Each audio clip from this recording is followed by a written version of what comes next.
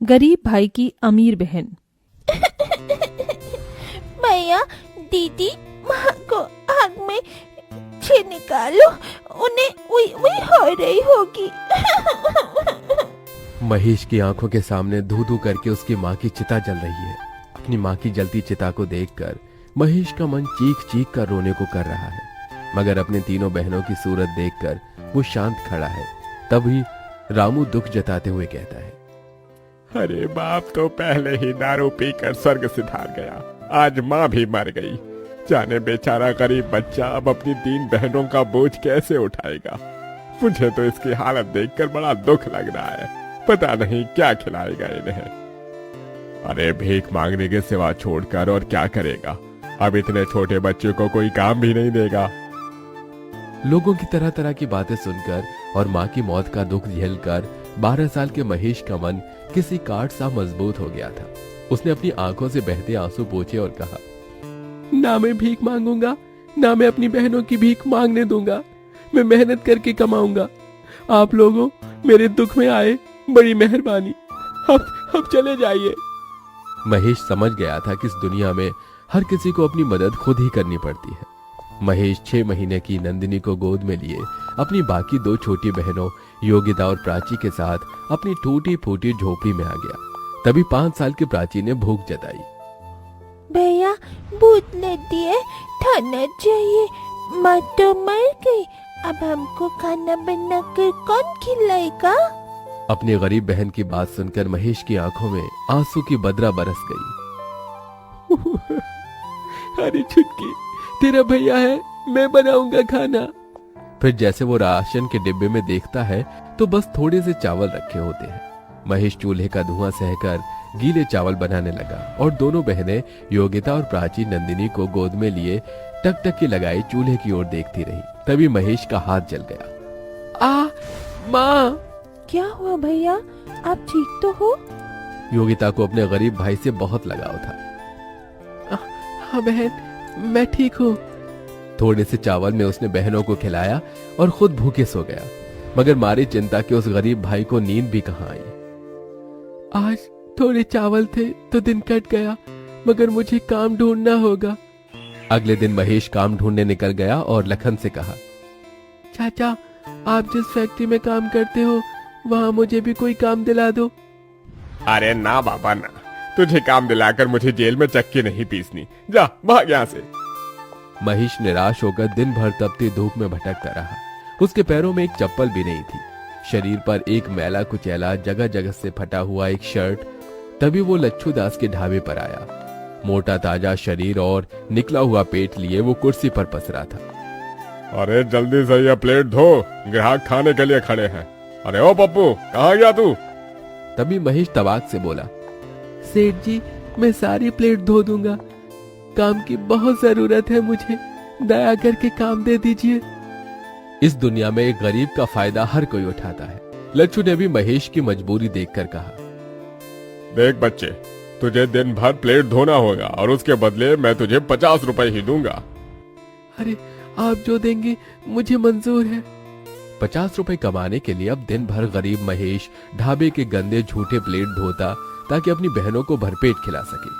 अपनी बहनों को पढ़ाने के लिए मुझे और मेहनत करनी होगी, 50 रुपए में तो पेट भी नहीं चलता। ढाबे के साथ महेश अब हर सवेरे अनाज की बोरी उतारता और पैसे जमा करके बहनों को दाखिला दिला देता है। अपनी हर तनख्वाह से वो तीनों के लिए तोहफे खरीद कर लाता और फटे कपड़ों में रह जाता। इसी तरह 18 साल बीत जाते हैं। फिर एक दिन, नंदिनी, प्राची, योगिता। भैया आ गए आप? ये देखो, मैं तुम्हारे लिए क्या लाया हूँ। योगिता, ये तोहफा तुम्हारे लिए। शुक्रिया भैया। और ये संतरी और गुलाबी रंग का सूट प्राची और नंदिनी तुम्हारे लिए। तभी दोनों घमंड से सूट लेने से मना कर देती है। भैया हमें नहीं चाहिए ये गरीबों की 2 कौड़ी का सूट। पर प्राची, भैया हमारे लिए कितने प्यार से लाए हैं। योगिता दीदी, अगर तुम्हें इतना ही पसंद है तो तुम रख लो ये घटिया सूट। और भैया, अब आपकी बहनें बच्ची नहीं रही, बड़ी हो गई हैं, हमें कुछ ढंग का ला कर दिया कीजिए। ये ठेली फेरी वाले कपड़े हम नहीं पहनेंगी। यू नो व्हाट भैया, हमारी सहेली इतने अमीर घर से आती हैं, एक एक कपड़े लाखों के पहनती हैं, और तो और किसी के डैडी बिजनेसमैन है, किसी की सरकारी नौकरी में, और हमारा भाई आज भी ढाबे पर बर्तन मांजता है। हमें खुद में सोचकर इतनी शर्म आती है। अरे क्या जिंदगी भर औरों की गुलामी करते रहोगे? नंदिनी की इस तरह की बात से उस गरीब भाई के दिल को बहुत ठेस पहुंचती है और बहनों की खुशी की खातिर वो ढाबे का काम छोड़कर अब एक कॉलेज के बाहर समोसे बेचने लगता है। समोसे ले लो समोसे, खस्ता समोसे। बस भगवान, शुरुआत तो कर दी है, कृपा करना काम जम जाए तो फिर बहनों की शादी भी करनी है। तभी कॉलेज से निकलते ही नंदिनी और प्राची अपने भाई को देखकर तिलमिला जाती है और घर आकर महेश को सुनाती है।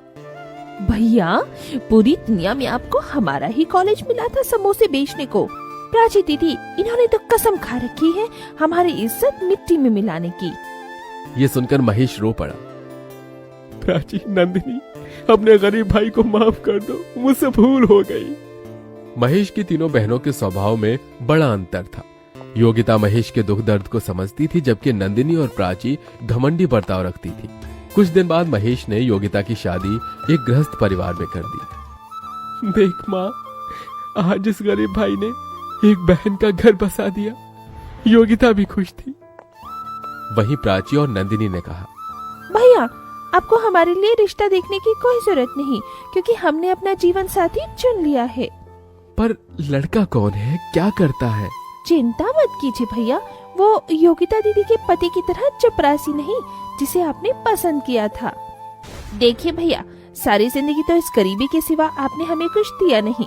कम से कम हमारी शादी ढंग से करना, क्योंकि हमारे होने वाले ससुराल वाले बहुत इज्जतदार हैं और आपकी तरह गरीब नहीं।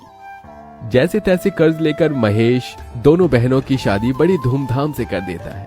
दोनों अपने आलीशान ससुराल में खुशहाल तरीके से रहने लगती है, मगर महेश बड़े कर्ज में आ जाता है, जिसके चलते वो दिन रात काम करता है। एक दिन दोनों अमर बहनें 5 स्टार होटल में अपनी सहेलियों के साथ आती हैं। OMG गाइस, शादी के बाद तुम दोनों की तो बात ही बदल गई है। यार, बड़ी भूख लगी है, जल्दी से ऑर्डर दे दो। वेटर। जी मैडम। फिर जैसे ही दोनों अमीर बहनें गरीब भाई को वेटर के भेष में देखती हैं, तभी नीता कहती है, हे नंदिनी, इस वेटर की शक्ल तो तुम्हारे भाई से मिलती है। नो नीता, हमारा कभी कोई भाई नहीं था। ये सुनकर महेश का दिल ढहक ढहक कर रो देता है। मेरी गरीब हैसियत की वजह से आज मेरी अमीर बहनों ने मुझे भुला दिया। इस दुनिया में दौलत के आगे रिश्ते का कोई मोल नहीं है। कुछ देर बाद, अरे ओ वेटर, चल यहाँ। जी। तभी प्राची अमीरी की ऐंठ से अपने पर्स से पैसे निकालकर महेश के हाथ में थमाती है। ये लो, टिप समझ कर रख लो। दौलत के गुमान में चूर दोनों अपने गरीब भाई की बेइज्जती करके चली जाती है। उस दिन से महेश अमीर बनने का ठान लेता है और वक्त ऐसी करवट लेता है कि महेश कुछ ही सालों में बहुत अमीर हो जाता है, और वहीं उसकी दोनों बहनें बुरे हालातों में पहुंच जाती हैं और दोनों आंखों में आंसू लिए हुए मदद मांगती हुई आती हैं। भैया, क्या बात है, मेरी अमीर बहनों को इस गरीब भाई की याद कैसे आ गई? हमारे पतियों का बिजनेस में बहुत बड़ा घाटा हुआ है, घर द्वार सब कुछ बिक गया। आपने जो काम शुरू किया है उसके लिए आपको 2 लोगों की जरूरत है। अगर वो नौकरी आप हमारे पतियों को दे दे तो बहुत मेहरबानी होगी। मेरे साथ काम करने से अगर तुम्हारे पतियों की इज्जत नहीं जाती तो उन्हें भेज देना। अपने गरीब भाई का दया भरा मन देखकर दोनों का घमंड टूट जाता है और उनकी भटक भी खुल जाती है। दोनों अपने किए की माफी मांगती हैं। भैया, हम दोनों से भूल हो गई। जिस भाई के पाँव धोकर पीना था उसे पूजना था। हमने अपने उसी माता पिता समान भाई को उसके गरीब हालातों में कोसा, मगर आज आपने हमारे लिए इतना किया। थैंक यू भैया। दोनों के आंसू देखकर आखिर बीती बातों को भूलकर महेश अपनी दोनों बहनों को गले लगा लेता।